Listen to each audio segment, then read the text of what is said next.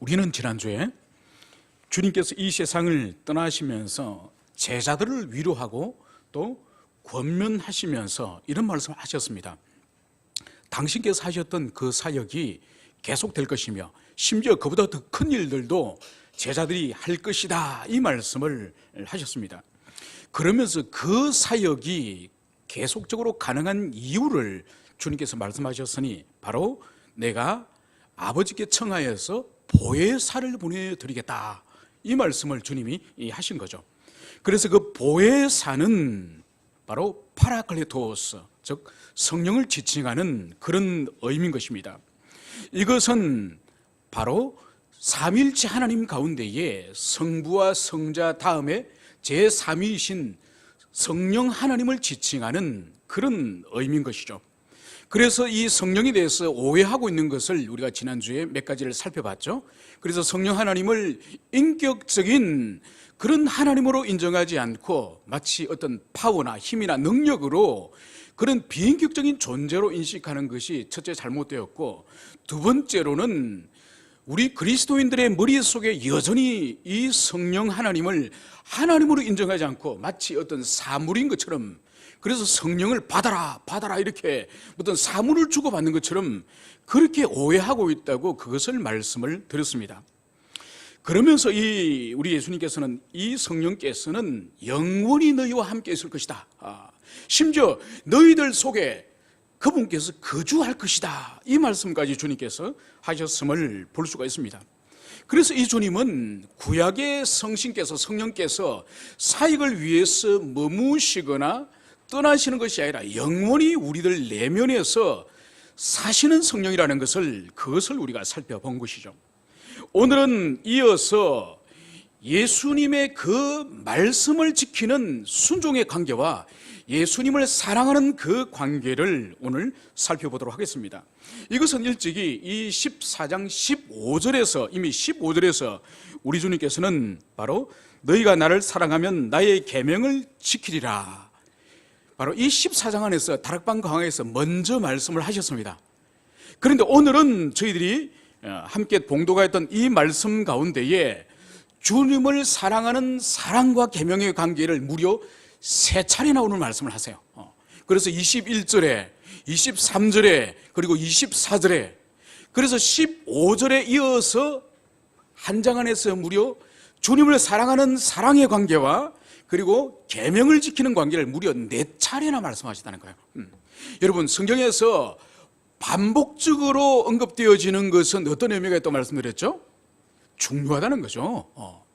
그래서 예수님께서도 매우 중요한 교리들을, 중요한 진리들을 제자들에게 가르칠 때에 어떻게 반복하셨죠? 진실로 진실로, 그죠? 그래서 아멘 아멘 이러시면서 예수님께서 가르치시죠. 그런데 이 짧은 주님의 이 가르침 가운데에 주님을 사랑한다는 것과 주님의 계명을 준수한다는 관계를 2번이 아니라 주님은 4번씩이나 말씀하셨어요. 4번씩이나. 이것은 뭘 보여주는 거죠?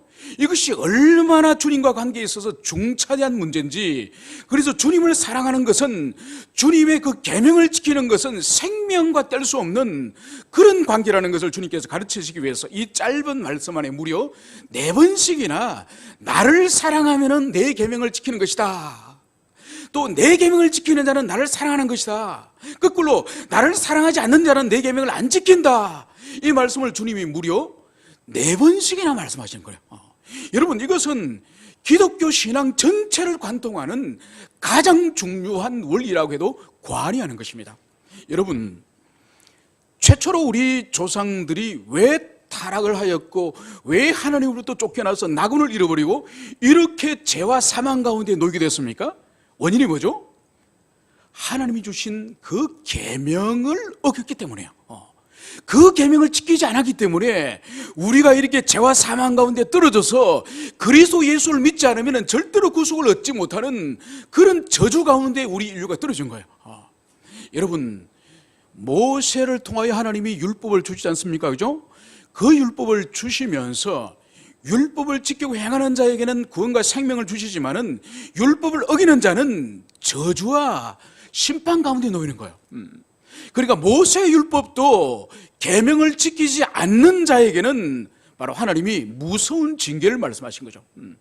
그러니까 하나님과 관계는 그분이 주신 계명을 지키고 안 지키고에 따라서 그분의 관계가 계속될 것인가, 그분의 관계가 끊어질 것인가, 이것을 주님이 일찍이 우리의 첫 조상 아담으로부터 또 모세에게 그것을 말씀하신 거예요. 그렇기 때문에 그 연장선에서 오늘 예수님께서도 나를 사랑하면 내 계명을 지키는 것이고, 내 계명을 지키는 자는 나를 사랑하는 자이고, 그리고 나를 사랑하지 않는 자는 내 계명을 지키지 않는다, 이 말씀을 무려 4번씩이나 강조하는 거예요. 여러분, 사람이 어떤 다른 사람을 사랑한다는 의미는 뭘까요? 바로 그 다른 사람의, 그 사람의 존재와 그 사람의 인격을 사랑한다는 의미가 아니겠습니까? 그죠? 그렇기 때문에 그 존재와 인격을 사랑하기 때문에 그 사랑하는 사람과 우리는 인격적으로 연합되어지기를 원해요. 인격적으로 연합되어지기 원하기 때문에 사랑하는 사람과는 가능하면 밥을 같이 먹고, 또 차도 같이 마치고, 또 영화도 같이 보러 가고, 심지어 여행도 같이 다니고, 그래서 그 사랑하는 사람과 더 많은 시간을 공유하고 더 행복한 추억을 함께 공유하려고 하는 것이 바로 인격적으로 연합되기 위한 거예요. 그렇기 때문에 사랑하는 사람을 사랑하게 되면은 그 사람의 인격의 발현이라 할 수 있는 그 사람의 말을 소중히 여깁니다. 그 사람의 말을 존중합니다. 그렇기 때문에 그 사람과 맺은 약속이나 언약을 소중히 여기지 그것을 함부로 짓밟지 않는 것이죠. 여러분, 사람과 사람의 인간관계도 그 사람을 사랑하게 되면 그 사람의 말을 소중히 여기고 존중하고 지켜주는 것처럼, 우리가 하나님을 사랑할 경우에 그 하나님의 계명의 말씀을 소중히 여기고 그것을 지켜서 순종한다는 것은, 이것은 너무나도 자연스러운 일이에요. 그렇기 때문에 주님께서는 무려 4번씩이나 나를 사랑한다면은 내 계명을 지켜야 된다, 내 계명을 지키는 자는 내가 사랑하는 자로 간주하겠다, 이 말씀을 주님이 반복적으로 하는 것을 여기서 볼 수가 있습니다. 여러분, 오늘 주님께서는 사랑하라고 말씀하시지만은, 여러분, 하나님은 우리들에게 무조건 사랑하라 말씀하지 않으세요. 여러분, 에덴에서 아담과 하와에게 하나님께서 선악과를 따먹지 말고 주님 앞에 순종의 삶을 살아라고 할 때에 항상 주님께서는 순종을 명령하기 전에 먼저 무엇을 보여주시죠? 먼저 하나님의 앞선 선행적인 하나님의 은혜와 사랑을 주님이 먼저 보여주세요. 항상. 그래서 아담과 하와에게도 자신들의 존재의 기원이고 생명의 근원이 하나님이지 않습니까? 그죠? 자신들이 티끌이고 먼지였던 그런 존재를 하나님께서 코에 생기를 불어넣으시고 그들을 사람으로 짓지 않았습니까? 그리고 그들에게 모든 필요한 것들을 충족할 수 있는 그 복락의 땅 에덴을 주셨죠. 그러면서 모든 것을 누릴 수 있도록 그 복을 하나님이 먼저 주시고 그 하나님의 은혜와 사랑을 경험하도록 하시고, 그러고 나서 아담에게 선악과를 범하지 말고 순종하라, 이 말씀을 하시는 거죠. 그래서 항상 주님은 당신의 먼저 선행적인 은혜와 사랑을 먼저 경험하게 하시고, 그러고 나서 그 관계 가운데서 순종하라, 이 말씀을 하시는 거죠. 여러분, 이스라엘 백성들에게 하나님께서 십계명을 비롯하여서 613가지의 율법을 주셨어요. 그 가운데서 365가지, 1년이 365일이죠, 그죠? 그래서 365가지의 금지 계명을 주셨습니다. 하지 말라. 그리고 248가지는 하라. 내 부모를 공경하라, 그죠? 내 이웃을 사랑하라, 이래 하라는 이 명령을 248가지를 주신 거예요. 여러분, 처음부터 주님께서 막무가내 이 613가지의 계명을 지켜라 이렇게 말씀하지 않으셨어요. 여러분, 10계명을 우리가 다음에 기회가 되면 공부를 할 터인데, 10계명을 우리가 읽기 전에 수요일마다 우리가 10계명을 낭독하지 않습니까? 첫째 이렇게 들어가기 전에 항상 서문을 먼저 읽습니다. 여러분, 10계명의 서문을 생략하면 10계명은 의미가 없습니다. 여러분, 10계명의 서문의 내용이 뭐죠? 10계명의 서문은 여호와 하나님과 이스라엘 백성과의 관계예요. 그러니까 이스라엘은 너희들은 애굽의 종되었던 자들이에요. 너희들이 애굽의 종되었던 너희들을 구원한 나 여호와로다, 이것을 말씀하시고 1계명, 2계명, 3계명 그렇게 나가는 거죠. 그렇기 때문에 10계명 하나님의 율법을 지킬 수 있는 원동력은 뭔가 하니까 하나님이 베푸신 선행적인 은혜와 사랑을 먼저 너희들이 알아라. 너희들은 원래 이집트의 노예였고 영원히 그 땅에서 저주받아 죽어야 마땅할 그런 존재였는데 나 여호와가 너희들을 구원해낸 구원자다. 이것을 하나님이 먼저 말씀하시고 그렇기 때문에 그 구원자가 주시는 율법을 너희들이 이제는 받아라. 이 말씀을 주님이 하시는 거죠. 그래서 구약의 율법을 이스라엘 백성들에게 주실 때에도 주님께서는 막무가내 지키라고 말씀하지 않으시고 바로 노예된 너희들을 구원하여서 생명을 주고 해방을 준 내가 이집트의 그 노예 묵은짐보다는 가벼운 이 율법을 너희들에게 주겠다. 이것을 지켜라. 이 말씀을 주님이 하시는 거죠. 여러분, 예수 그리스도 이 계명을 장차 제자들이나 오늘날 우리들이 어떻게 지킬 수 있겠습니까? 이 많은 주님의 말씀을 어떻게 지킬 수 있죠? 그것은 바로 이제 성령께서 오신 이후에 제자들이 하나님의 그 말씀, 그리스도의 말씀을 깨닫고 그래서 그리스도께서 왜 십자가 죽으셨는지 그 의미를 깨닫고 난 이후에 제자들은 주님의 계명을 지켰습니다. 우리도 마찬가지죠, 그죠? 우리도 그리스도 예수의 이 말씀을 그냥 교회 처음 오는 사람에게 지키십시오. 왜 주님의 말씀을 안 지킵니까? 이렇게 말하면 안 되는 거죠. 그 사람이 이 주님의 말씀, 이 진리의 말씀을 풍부히 깨닫고 특별히 그 가운데 그리스도의 십자가의 죽으심과 그 희생이 우리에게 주는 의미, 그것을 깊이 깨닫고 이 주님께서는 나에게 생명 주실 뿐만 아니라 내가 영원한 지옥 형벌 가운데서 그 가운데서 영원한 형벌을 받아야 되는 그 가운데 있는 나를 당신이 죽으시고 당신이 희생하셔서 나를 살리셨구나. 이것이 10년 가운데 절절히 느껴질 때에 주님의 이 모든 말씀은 지키는 것이 무거운 짐이 아니에요. 그렇기 때문에 항상 주님은 우리들에게 선행적인 당신의 사랑과 은혜를 먼저 보여주시고 거기에 대해서 반응으로서 계명에 대해서 순종하라. 이 말씀을 주님이 하시는 거죠. 그래서 오늘 여기서도 주님께서는 나를 사랑하는 자는 내 계명을 지킨다. 그리고 내 계명을 지키는 자는 나를 사랑하는 자다. 그리고 내 계명을 지키지 않는 자는 나를 사랑하지 않는 자다. 이 말씀을 주님께서 단정적으로 여기서 하고 계심을 그것을 볼 수가 있습니다. 그러면 이제 주님께서는 주님을 사랑하는 자에게 주시는 은혜가 무엇인지 그것을 여기서 말씀을 하고 있습니다.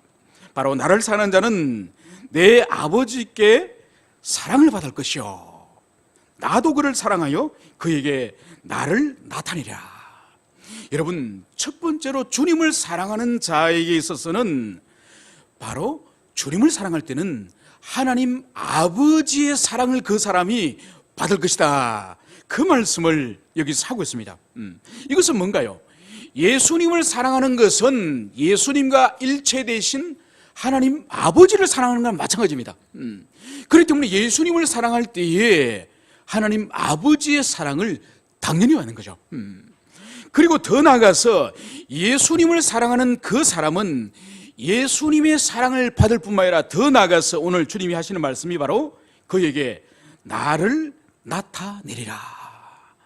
바로 주님을 사랑하는 그 사람에게 나 즉 예수님을 나타내겠다. 이 말씀을 여기서 하고 있는 거예요. 여러분, 주님을 사랑하는 사람에게 그 사람을 통하여 그 사람의 인격과 그 사람의 삶을 통하여 자기를 드러내는 것이 아니라 예수님을 나타내겠다는 의미가 뭔가요? 이것은 바로 그 사람의 삶을 통하여 예수님을 사랑하는 그 사람의 인격을 통하여 그 사람 자신이 아니라 예수님의 향기, 예수님의 편지로서 그 사람이 드러날 것이다. 이 말씀을 여기서 하고 있는 것이죠. 여러분, 우리가 손양은 목사님을 잘 압니다. 사랑의 원자 복단이라고 감히 상상할 수 없는 그리스도의 사랑을 보여준 목사님이지 않습니까? 그죠? 그분이 어떤 사랑을 베풀었습니까? 그것은 바로 여수 순천 반란 사건 때에 그분이 목회하는 그곳에서 자기 사랑하는 두 아들이 바로 공산군에게 총살당합니다. 그래서 두 아들이 죽임을 당하고 그 죽인 그 공산당 그 군인들은 결국은 우리나라 군인들에게 잡힌 거죠. 그래서 사형을 선고받습니다. 그래서 그 사람을 이 대한민국에서 사형을 시키려고 할 때 바로 이 손양은 목사님이 이승만 대통령에게 간곡히 간청을 하는 거죠. 그 사람을 용서해달라고. 그런데 거기서 용서만이 문제가 아니에요. 용서뿐만 아니라 그 사람을 자기의 죽은 아들 두 아들을 대신하여서 자기의 양자를 삼은 거예요. 이분이. 여러분, 이것이 가능하겠습니까? 여러분, 만약 양자를 삼는다고 한다면은 이제 한 가족이 되어서 함께 먹고 살고 함께 가족이 될 텐데, 그 양자가 된 그 아들을 볼 때마다 자기 원래 태어난 두 아들을 죽인 살인범인데 그것이 가능할까요? 인간적으로는 불가능한 거죠. 도저히 그것은 할 수 없는 거죠. 어쩌면 용서 정도는 할 수 있습니다. 그죠? 용서하고 멀리 가라고는 할 수 있을지 모릅니다. 그런데 그 살인범을, 자기 두 아들 죽인 살인범을 용서할 뿐만 아니라 자기 죽은 아들 두 아들을 대신하여서 친아들로 양자를 삼는 이것은 불가능한 거예요. 불가능한 거예요. 몇 년 전에 신문에서 그 양자된 그 아드님에 대한 이야기를 제가 잠깐 봤습니다. 그분이 이제 결혼해가지고 아들 놓은 거예요. 그 아들이 목회자더만요. 그러니까 자기 할아버지가 손양은 목사님이지 않습니까? 자기 아버지가 자기의 그 어떻게 보면 삼촌들이지 않습니까? 삼촌 두 명을 죽인 살해범이라는 것을 이 사람이 모르고 자랐던 거예요. 그걸 알려주지 않았던 거죠. 그러면서 세월이 지나고 나서 알한 거예요. 자기 아버지가 실제로 할아버지 친아들이 아니라 할아버지 두 아들을 죽인 살인범이고, 그리고 그 할아버지께서 그 두 아들을 죽인 살인범을 용서할 뿐만 아니라 양자 삼으셨다는 것을 이분이 알은 거예요. 그리고 그 이후에 목회길을 간 거죠. 여러분, 이것은 세상에서는 도무지 찾아볼 수 없는 사랑이에요. 그래서 이분을 사랑의 원자 복단이다 이렇게 말하는 것이죠. 그래서 이 손양원 목사님의 그분의 성품이나 그분의 인격을 볼 때는 인간 손양원이 보이는 것이 아니라 바로 예수 그리스도. 그래서 주님께서 당신을 향해서 창을 찌르고 채찍질을 하고 그리고 침을 뱉는 그들 향해서 주님이 십자가 위에서 뭐라 그러셨죠? 아버지, 저들은 자신이 하는 일을 모릅니다. 저들의 죄를 용서해 주옵소서. 바로 이 예수의 이 심장과 이 마음이 손양은 목사님 그 심령에 성령께서 부으시니 그 원수 같은 그 사람을 양자로 맞이할 수 있는 것이죠. 이것이 바로 나를 드러내겠다, 그 사람에게 나를 드러내겠다, 이 의미예요. 여러분, 요즘은 많이 쓰지 않습니다만 조선시대 때나 왕조시대 때 궁궐에서 아주 귀하게 아낙네들이 사용하는 것 중에 하나가 뭔가, 그러니까 이 사양이에요. 사양. 이 사양 주머니에 그 사양을 간직하고 있으면은 그 향기가 얼마나 멀리 가든지 사람들의 마음을 끌고 유혹을 할 정도로 그 향기가 향기로운 거죠. 그래서 그 사양을 아무리 헝겊에 천에 똘똘 말더라도 그 천 밖으로 사양 냄새는 결국은 흘러나와서 사람들의 채취를 맡게 하는 것처럼 바로 그리스도 예수께서 성령으로 우리 안에 들어와 계시기 때문에, 우리를 내주하셔서 우리 속에 계시기 때문에 바로 그분을 사랑하는 그 삶을 사는 그 사람은 반드시 그리스도 예수를 드러낼 수밖에 없는 거예요. 여러분, 이것을 바로 성화의 삶이라 그래요. 성화의 삶. 여러분, 과연 우리의 삶은 오늘 예수님께서 우리가 예수님을 사랑할 때에 우리의 삶과 인격을 통하여 예수님을 과연 드러내고 있습니까?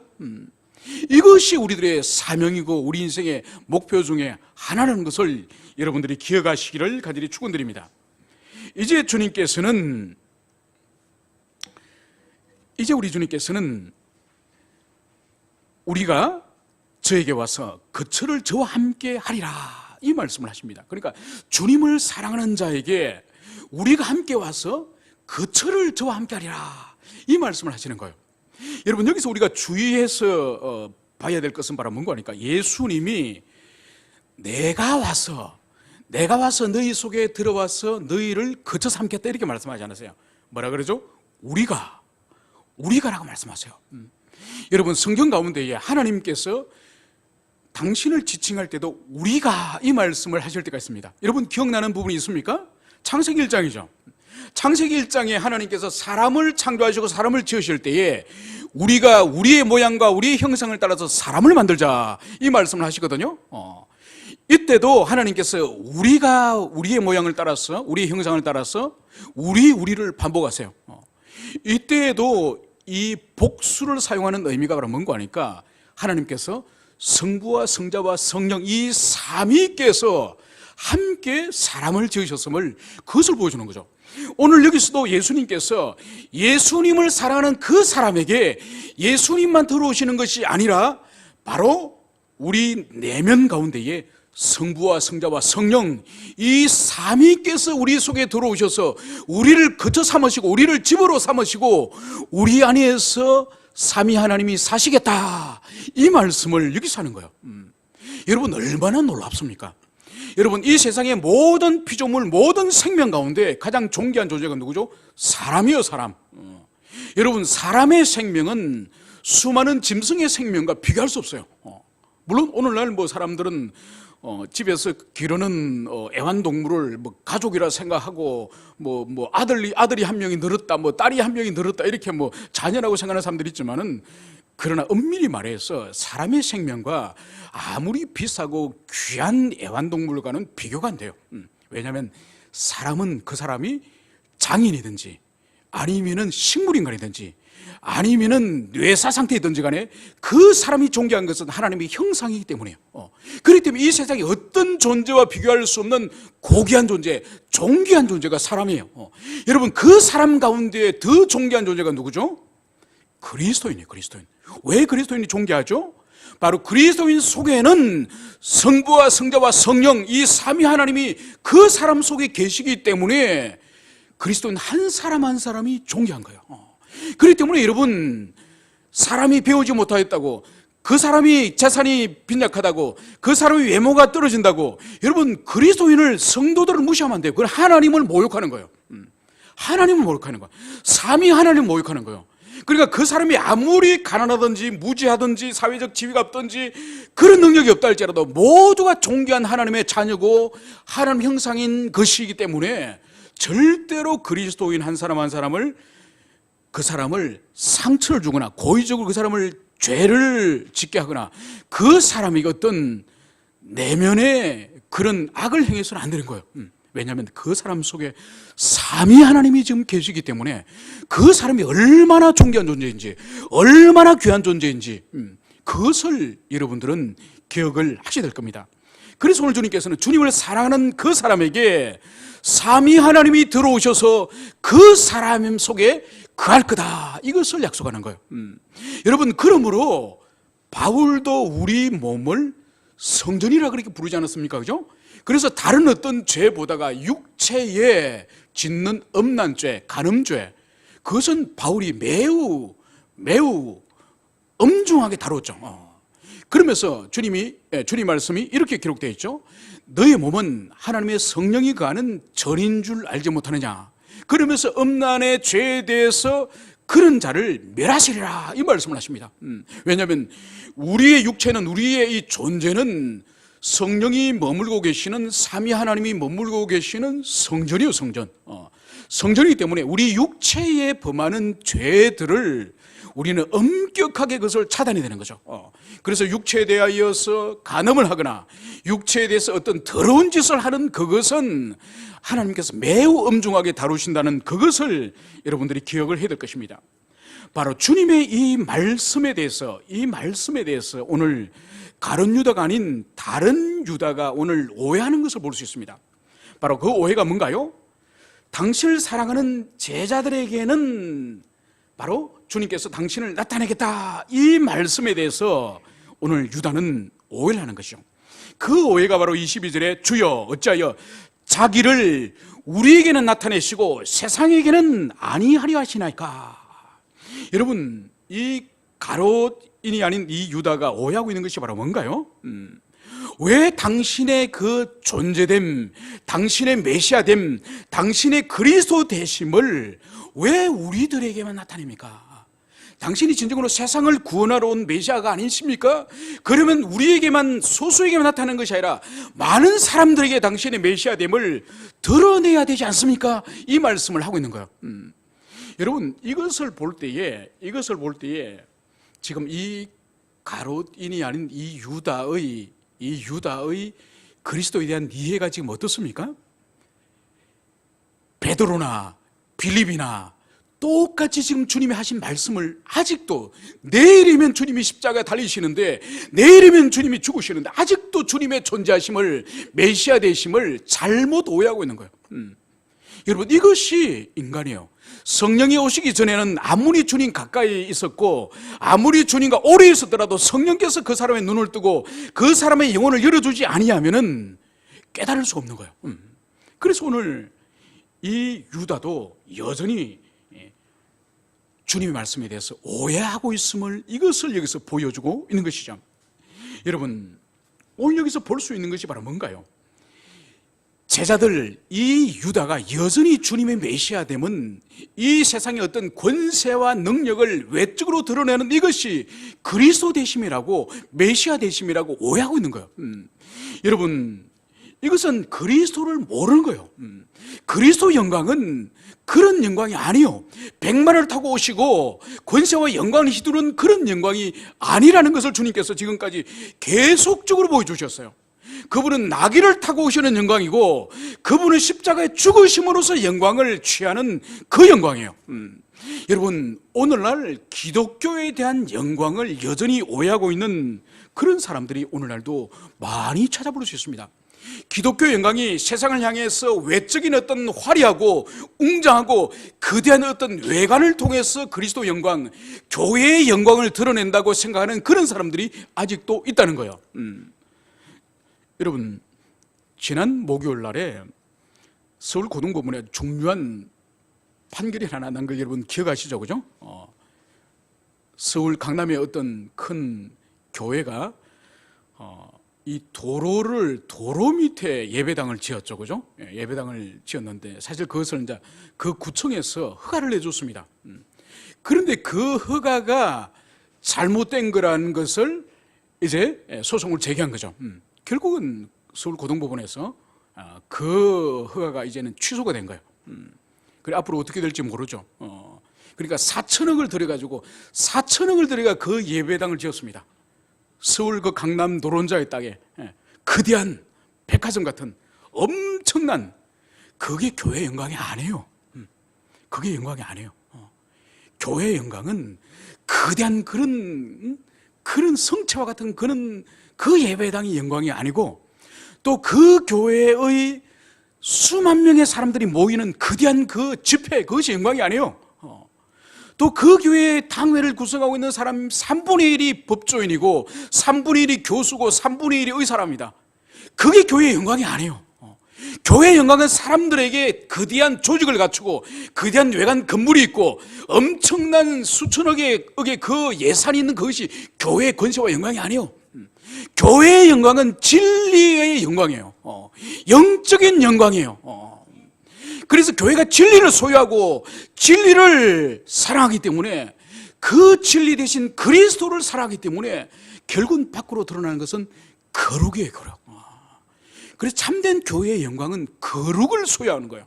그래서 거룩을 소유하기 때문에 세상이 따라올 수 없는 탁월한 도덕성과 윤리성을 가지고 있는 그것이 바로 교회에 가지고 있는 권세이자 영광이에요. 그러니까 세상의 법을 함부로 어기고 함부로 세상 법을 쥐락펴락할 수 있는 그런 권력자들이 교회에 많은 것이 교회의 영광이 아니에요. 한 사람 한 사람이 이 세상 가운데 무명인이고 알려지지 않는 소박한 사람이지만은 그 사람이 진리를 사랑하고 그 사람이 그리스도를 사랑하고 그 사람이 예수를 닮아가면 그 교회가 영광이 충만한 교회예요. 그것을 여러분들이 믿으시기를 간절히 축원을 드립니다. 이제 주님께서는 바로 오늘 보혜사 하나님에 대해서, 이 성령 하나님에 대해서 주님께서는 새로운 정의를 내립니다. 지난 시간에는 이 보혜사를 그는 진리의 영이다 이 말씀을 주님이 하셨죠. 그런데 오늘 주님께서는 이 보혜사를 아버지께서 내 이름으로 보내실 성령이다 이 말씀을 여기서 하는 거예요. 그러니까 보내시는 분은 누구시죠? 아버지가 보내세요. 누구 이름으로? 예수님의 이름으로 보내세요. 그런데 이 영이 어떤 영이라고요? 성령이에요. 성령. 여러분, 성령의 의미가 뭔가요? 이 성령은 이 의미가, 원어적 의미가 거룩한 영. 여러분, 이 보혜사는 거룩한 영이라는 거예요. 여러분, 이것은 이 사도 요한이 이 세상에 거룩하지 않은 영이 있다는 것을 염두에 두고 말씀하시는 거예요.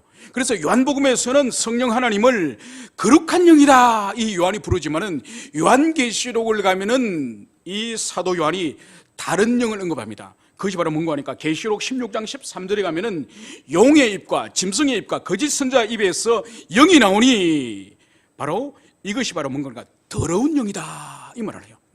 그러니까 성경에는 이 요한복음에는 거룩한 영이신 성령을 말씀하고 있고 요한계시록에서는 바로 용과 짐승과 거짓 선지자 입에서 나오는 이 새 영, 이 새 영이 더러운 영이다 이 말씀을 하고 있는 거죠. 그래서 이것을 악의 삼일체라고 불러요. 악의 삼일체. 왜냐하면 성부, 성자와 성령을 모방한, 성부, 성자, 성령 삼일체 하나님을 모방한 악의 삼일체, 즉 용에게서, 짐승에게서, 거짓 선지자 입에서 나오는 이 새 영, 이 새 영을 바로 악의 삼일체라 불리는 더러운 영을 말하는 것이죠.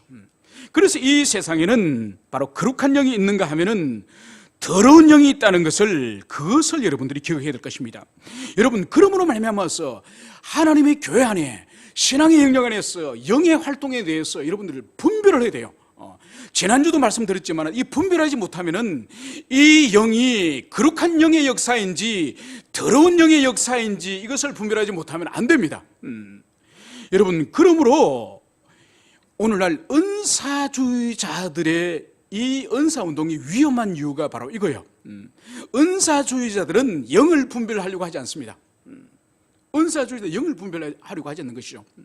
여러분, 은사주의자들이 가장 큰 문제는 뭔가 기독교의 핵심, 기독교의 본질을 이들은 놓치고 있다는 거예요. 여러분, 성령이 오셔서 가장 중요한 사역을 행하시는 것이 뭔가요? 우리 기독교 신앙 안에서 바로 중생케 하시고 회심케 하는 거예요. 이거는 기독교인의, 그리스도인의 출발이에요. 출발. 그러니까 성령이 제일 오셔서 우리에게 하시는 일이 바로 뭔가 하니까 방언을 하고 예언하고 은사를 주시는 게 아니에요. 그 사람 속에서 자신의 죄인됨을 깨닫고 참회하여서 회심에 이르게 하는 그 성령의 사역이 그리스도인으로서 출발하는 첫걸음이에요. 첫걸음. 그래서 중생과 회심을 성령이 행하시기 때문에 이것이 기독교 신앙의 출발선상에 있는 것이고, 그리고 구원받은 이후, 회심한 이후에 그리스도인의 평생의 여정에 성령이 행하시는 사역이 뭔가요? 바로 우리를 거룩히 하시는 성령의 사역이에요. 성령의 사역.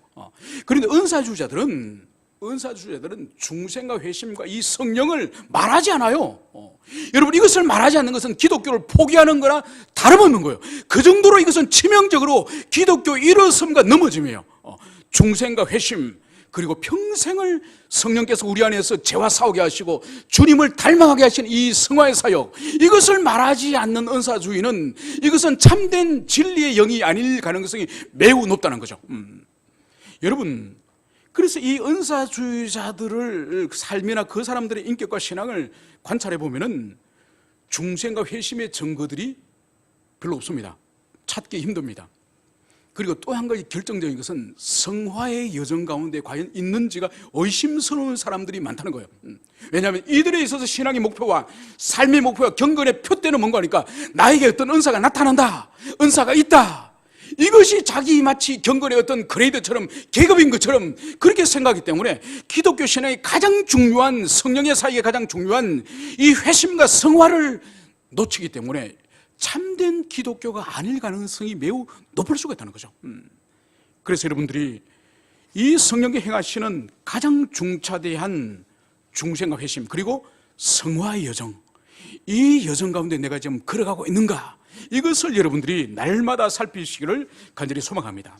이제 이 성령님께서는 이제 오셔서 당신을 사랑하는 제자들에게, 그리스도인들에게 그 사람에게 두 가지 중요한 사역을 함을 그것을 보여주고 있습니다. 그것이 바로 26절에서 주님께서는 먼저 그가 너희에게 모든 것을 가르치시고, 바로 성령께서 이 땅에 오셔서 가장 제자들에게 먼저 하시는 그 사역이, 그리고 오늘날 우리 그리스도인들이 하시는 사역이 뭔가 하니까 바로 모든 것을 가르치신다. 가르치는 사역을 성령께서 하시겠다는 이 말씀을 여기서 하는 거예요. 여러분, 고린도전서 2장 10절에서는 성령을 이렇게 지칭합니다. 그분은 하나님의 깊은 곳까지도 통달하시니, 그리고 하나님의 깊은 곳까지도 통달하시는 성령님이라는 거예요. 왜냐하면 그분은 성부와 성자와 일체신, 신적 본질이 동등하신 하나님이시기 때문에 바로 하나님의 깊은 곳까지도 통달하시는 분이에요. 그렇기 때문에 성령께서 오셔서 제자들과 우리들에게 가르쳐 주실 때에 우리가 비로소 바르게 깨닫는 거예요. 그러니까 여러분, 기독교 신앙 안에서 우리가 가장 힘써야 될 일 중에 하나가 뭔가 하니까 하나님의 말씀, 진리를 깨닫기 위해서 온 힘을 다해야 돼요. 온 힘을. 여러분은 일주일 가운데에 일주일 시간 동안에 성경을 읽은 시간이 얼마나 되나요? 솔직히.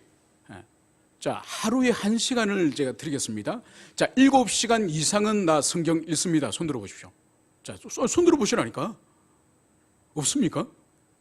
그리고 하루 1시간도 안 읽습니까? 자, 그러면은 나는 일주일에 텔레비전 보는 시간 7시간 안 된다 손 들어보세요. 자, 7시간 텔레비전 보는 시간 다 합쳐도 7시간 안 된다 손 들어보세요. 그래, 이렇게 신앙생활 하면 안 된다 이거죠.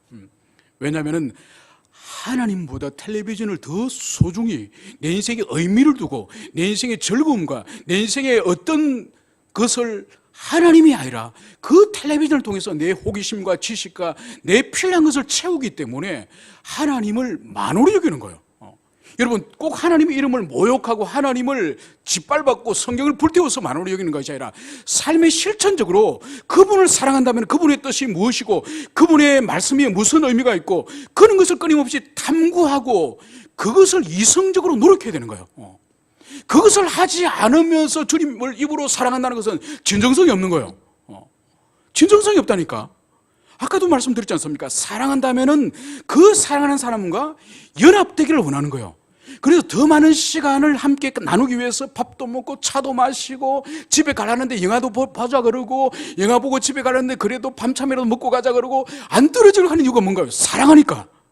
사랑하게 되면은 그 사람과 계속 함께 있고 싶고 함께 공유하고 싶고 그게 사랑의 본질이라니까. 그런데 텔레비전과 아니면 신문을 보는 시간은 몇 배로 많은데 성경은 하루에 1시간도 안 봐. 여러분, 사랑이 샘솟을 수 있겠습니까? 진정성이 없는 거예요. 그래서 우리에게 우리의 지성에 할 수 있는 대로 우리가 시간을 틈을 내고 쪼개서라도 할 수 있는 대로 그분과 교통할 수 있는 두 방법이 진리의 말씀을 통하여 그리고 기도를 통해 이 두 가지가 지상에서 하나님과 교통하는 두 방식이에요. 그렇기 때문에 힘을 다해서 진리 말씀을 탐구해야 된다니까요. 그런데 그거로 다 되냐? 아니에요. 거기다가 뭘 해야 되느냐? 성령님께 기도해야 되는 거예요. 오늘 예수님께 보세요. 그가 너희에게 모든 것을 가르치시고 성령님이 가르쳐주지 아니하면 우리가 아무리 사전을 펴가 성경 사전을 찾고 별별 짓을 다 하더라도 깨닫는 것은 성령께서 가르쳐 주셔야만이 성령의 조명하심이 있어야만이 진리를 깨닫는 거예요. 그래서 우리가 힘을 다해서 진리 말씀을 탐구하고 또 힘을 다해서 그것을 깨닫게 해달라고 기도해야 되는 것이요. 그래서 성령께서 오셔서 하시는 일이 바로 제자들에게, 당신을 사랑하는 자들에게 진리를 가르쳐 주시는 그 일을 주님이 하시겠다는 거예요. 여러분, 지금까지 주님이 안 가르쳐 주셨습니까? 안 가르쳐 주셨어요? 안 가르치는데 베드로도 엉뚱한 소리하고 빌립도 엉뚱한 소리하고 이 유다도 엉뚱한 소리 하세요? 아니에요. 주님은 가르치셨지만은 그 가르침이 불완전한 것이 아니라 제자들의 그 지성이 아직 중생하고 깨어나서 성령이 오시기 이전이기 때문에 이 제자들의 지성이 아직은 부족한 거예요. 그래서 성령께서 오셔서 그들의 영혼을 확 열어주셔야만이 이들이 주님의 그 고난과 죽음과 부활의 의미를 완벽하게 그들이 깨닫게 되는 것이죠. 그래서 먼저 성령이 하시는 일이 바로 너희들에게 모든 것을 가르치실 거다, 이 말씀을 주님이 하셨고, 두 번째로는 내가 너희에게 말한 모든 것을 생각나게 하시리라. 여러분, 여기서 우리가 주의 깊게 읽어야 됩니다. 바로 뭔가니까 내가 너희에게 말한 모든 것, 내가 너희에게 말한 모든 것을 생각나게 하시리라. 여러분, 제가 주의하라고 말씀을 드린 것은 바로 뭔가 하니까 내가 너희에게 말한 모든 것이에요. 새로운 것을, 새로운 말씀, 새로운 계시를 성령이 주시는 것이 아니라 과거에 예수님이 말씀하신 과거의 그 말씀을 생각나게 하겠다는 거예요. 여러분, 이것은 매우 중요한 교리를 함의하고 있습니다. 여러분, 오늘날 소위 말해서 직통계시라고 말하고 있는 신사도 운동하는 사람들이 있죠, 그죠? 지금도 하나님이 그 사람에게 계속적으로 말씀을 주시고 하나님의 계시를 주시고 하나님의 뜻을 보여주신다고 말하는 신사도 운동, 그죠? 그래서 자신들이 사도라고 말하는, 지금도 하나님의 계시를 계속 66권 성경 외에도 계속 하나님의 말씀이 자신들에게 주어졌다고 하는 이 주장들, 얼마나 허구인지 보여주죠. 성령이 오셔서 하시는 그 사이가 바로 뭔가, 내가 너희에게 말한 과거의 말씀을 주님이 하신 그 말씀을 망각하여서 잊어버렸거나 아니면 그것을 오해해서 잘못 깨닫고 있거나 그것을 주님께서 바르게 생각나도록 바르게 깨닫도록 하시는 그 일이 성령이 하시는 일이에요. 그래서 새로운 말씀, 새로운 계시를 보여주는 그것이 성령의 사역이 아니에요. 그것은 성령의 사역이 아닌 다른 영의 사역이에요. 분명히 오늘 주님께서는 내가 너희에게 이미 과거에 말한 그 말을 생각나게 하겠다, 이 말씀을 주님이 하시는 거예요.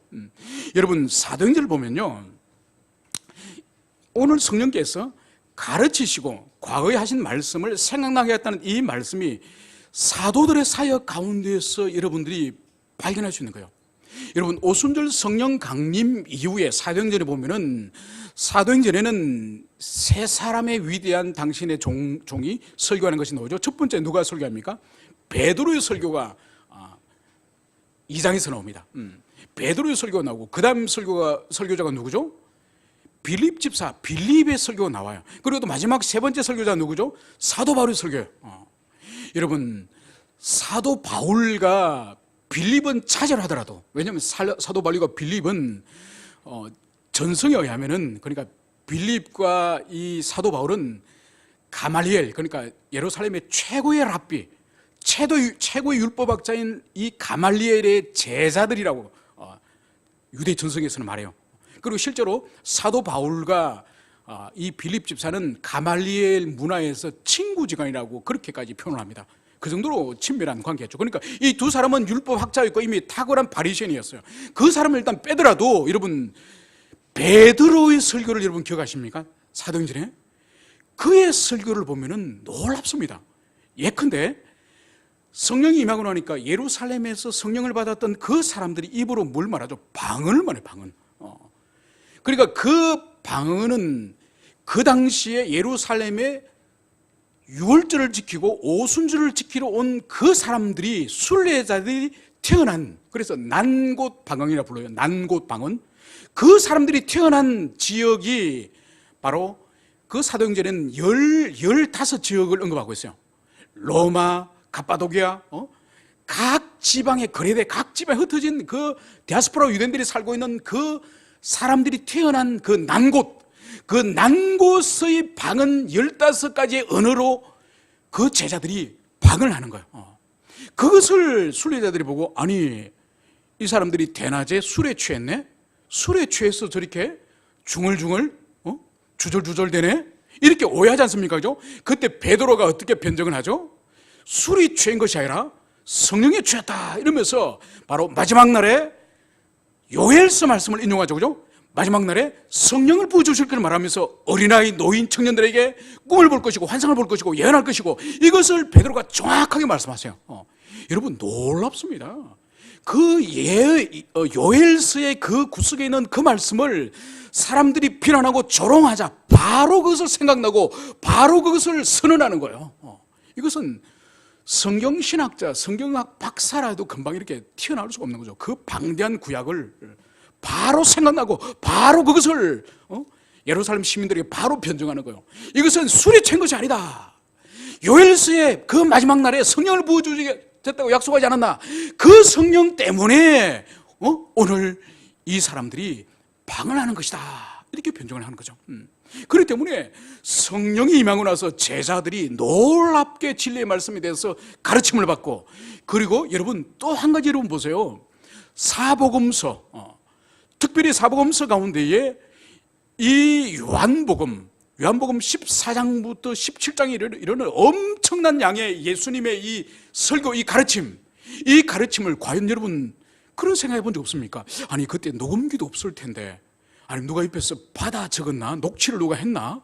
이 엄청난 이 방대한 이 설교문을, 이 가르침을 어떻게 이렇게 제자들이 재구성을 해내고 어떻게 이렇게 기록을 했을까? 여러분 그런 호기심 안 가져보셨습니까? 저만 가졌나요? 바로 성령께서 오늘 오시면 어떻게 하신다고요? 내가 한 말을 너희들에게 생각나게 하시겠다. 이미 잊어버리고 망각하고 그런 것을 성령께서 오셔서 다시 생각나게 하시겠다는 거예요. 그렇기 때문에 그것을 영감해서 기록하였으니 이것이 바로 성경이에요. 성경. 바로 이것을 오늘 성령께서 오시면은 당신께서 그 사명을 하시겠다, 이 말씀을 여기서 하셨습니다. 그러면서 오늘 주님께서는 이제 주님께서는 당신께서 이제 이 땅을 떠나시면서 주님께서는 너희들이 근심과 염려를 할 필요가 없다, 그것을 말씀하시면서 바로 평강을 주님이 주시기 때문이다, 이 말씀을 여기서 하는 거예요.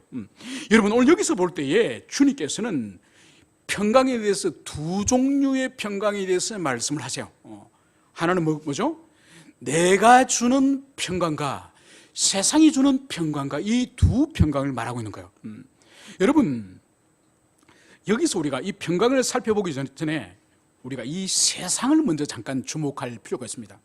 여러분 신약 성경에는 이 세상, 즉 코스모스, 주님이 지으신 이 세계를 의미하는 이 의미죠. 코스모스, 이 세상이라는 단어가 신약 성경에는 무려 164번을 사용해요. 그러니까 164번이나 신약 성경에서는 이 코스모스, 세상이라는 이 단어를 사용하는데, 여러분 요한복음에서만 몇 번 사용할까요? 무려 3분의 1에 해당되는 56번씩이나 이 요한복음에서는 세상이라는 이 단어가 나와요. 그만큼 요한복음에서 요한이 이 세상이라는 단어를 사용하기를 얼마나 즐겨하는지 그것을 볼 수 있는 것이죠. 그런데 여러분 이 신약 성경에서는 세상이라는 이 단어가 가지고 있는 여러 가지 의미가 있지만 가장 대표적으로 두 의미를 우리는 기억해야 될 것입니다. 그래서 두 의미에 따라서 문맥 전후로 바르게 해석할 때에 그 의미를 바르게 이해할 수 있을 것입니다. 먼저 예를 든다면 요한일서 2장 15절과 16절에는 매우 부정적인 의미, 세상이 매우 부정적인 의미로 사용되는 이런 말씀이 있습니다. 이 세상이나 이 세상에 있는 것을 사랑하지 말라. 누구든지 세상을 사랑하면 아버지의 사랑이 그 속에 있지 아니하니 이는 세상에 있는 모든 것이 육신의 정욕과 안목의 정욕과 이생의 자랑이니. 그래서 여기서 세상 사랑과 하나님 아버지의 사랑을 대조하고 있는 매우 부정적인 의미의 세상을 언급을 하고 있습니다. 야고보서 4장 4절에서도 이렇게 말씀을 하고 있습니다. 간음하는 여자들이여 세상과 벗된 것이 하나님과 원수된 것임을 알지 못하느냐. 여기서도 세상에 벗되는 것이 하나님과 원수가 된다. 그래서 여기서도 부정적으로 사용하는 것이죠. 그래서 이때 사용하는 이 세상은 하나님의 뜻을 거슬리고 하나님을 대적하는 총체, 즉 사상이나 정신, 그런 의미로서 세상이 사용되는 거예요. 그러나 성경은 세상이 부정적으로만 사용되는 것이 아니에요. 긍정적으로 사용하는 세상이 있습니다. 바로 요한복음 3장 16절에서 18절의 말씀 가운데 우리가 잘 아는 하나님이 세상을 이처럼 사랑하사 하나님이 그 아들을 세상에 보내신 것을 세상을 심판하라 하심이 아니오. 바로 여기서 사용하는 이 세상은 하나님의 사랑의 대상의 세상이요. 그러니까 앞에 언급한 것은 하나님과 원수되는 세상을 한다면은 동일한 세상, 동일한 코스모스를 사용하겠지만은 이 세상은 하나님의 사랑의 대상인 바로 세상 사람을 말하는 거예요. 사람을. 그렇기 때문에 성경 속에서 우리가 세상이라고 하는 이 단어가 나올 때에 이것이 하나님의 사랑의 대상인지 바로 하나님을 대적하는 세상인지 전후 문맥을 우리가 잘 살펴서 그 의미를 깨달아야 할 것입니다. 이제 주님께서는 당신이 주시는 세상 평안과 세상이 주는 평안을 이 두려워하고 있는 이 제자들에게 말씀을 하고 있습니다. 여러분, 오늘 주님께서는 제자들에게 염려하지 말라고 말씀하시면서 그들이 염려하지 않아도 되는 이유가 바로 주님이 주시는 평안, 즉 샬롬, 에이레네. 그러니까 히브리어로는 샬롬이죠. 그러니까 헬라어, 신약 성경의 헬라어로는 에이렌입니다. 에이레네, 그죠? 여러분, 카페에 에이레네 카페 가서 차 마셔보셨습니까? 벤처다임 1층에 에이레네 카페에 있습니다. 그 카페의 이름이 이제 그러니까 평강, 샬롬이랑 같은 의미입니다. 그래서 주님이 평안을 내가 너희에게 주시기 때문에 너희들이 근심과 염려하지 말라, 이 말씀을 하시면서 그러면서 세상이 주는 평강과 다르다, 이 말씀을 하는 거예요. 여러분, 그러면 세상도 평강을 준다는 말이지 않습니까? 그죠? 주죠. 여러분, 세상이 왜 평강을 못 줍니까? 여러분, 돈에 쪼달려 보셨습니까?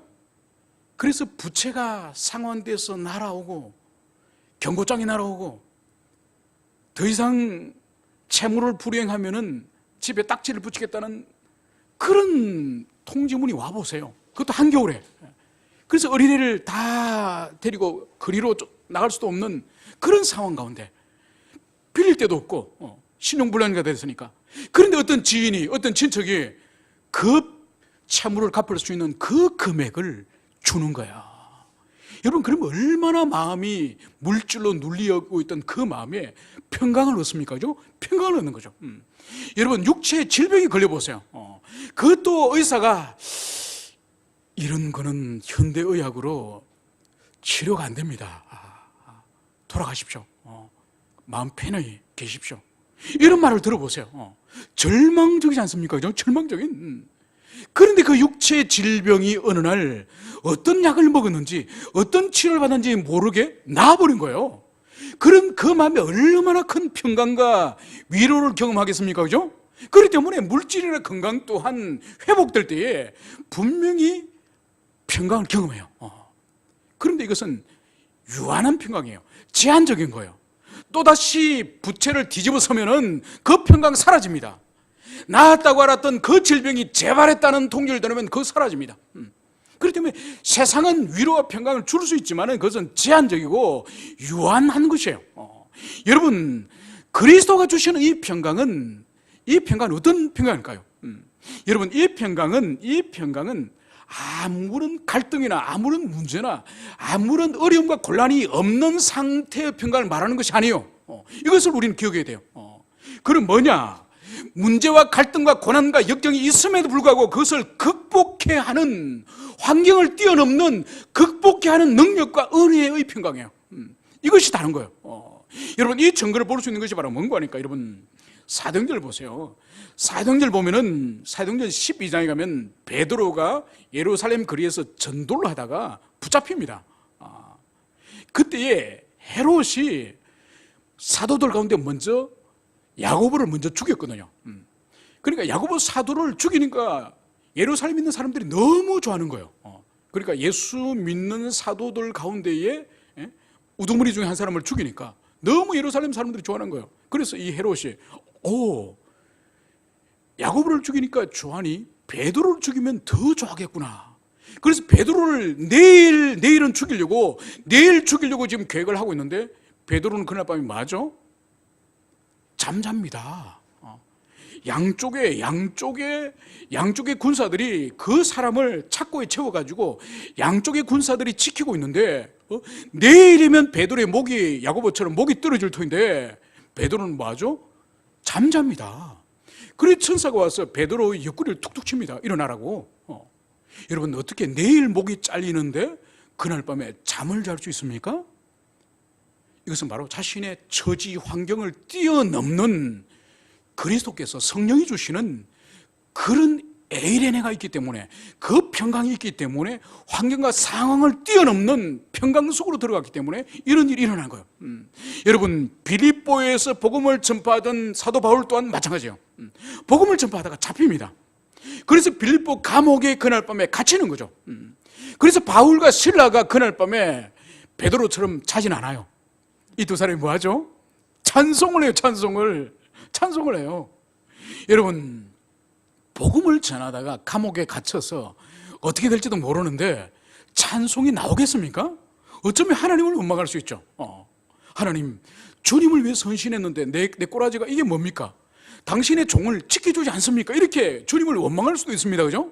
그런데 그것이 아니라 바울과 실라는 이 감옥트가 흔들리도록 찬송을 한 거예요. 결국은 그 찬송 결과로 이 옥트가 흔들려가지고 모든 이 옥트에 이 잠겼던 자물쇠들이 다 열려버리고 탈출할 수 있도록 그렇게 된 거죠. 물론 탈출하지 않습니다.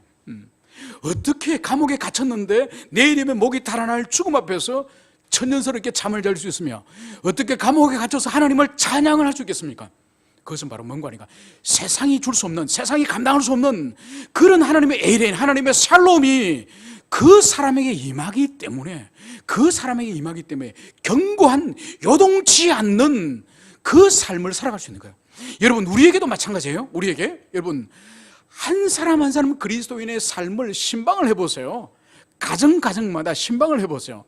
여러분들이 여기서 우리가 함께 예배드리고 함께 밥 먹고 함께 웃으니까 아무런 염려 없는 것처럼 보이죠. 그죠? 물론 저도 여러분 구석구석을 모릅니다. 그죠? 그러나 성령님은 아시죠.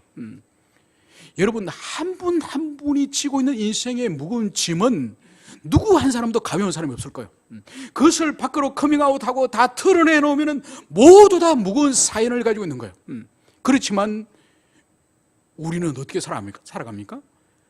세상 사람이라면 우울증 걸리고 자살하고 집을 뛰쳐나가고 마약 중독이 되고 별별 그런 질병에 걸리고 그렇게 쓰러질 것 같지만은 우리 그리스도인은 그런 문제가 있다 할지라도 그게 매이진 않습니다.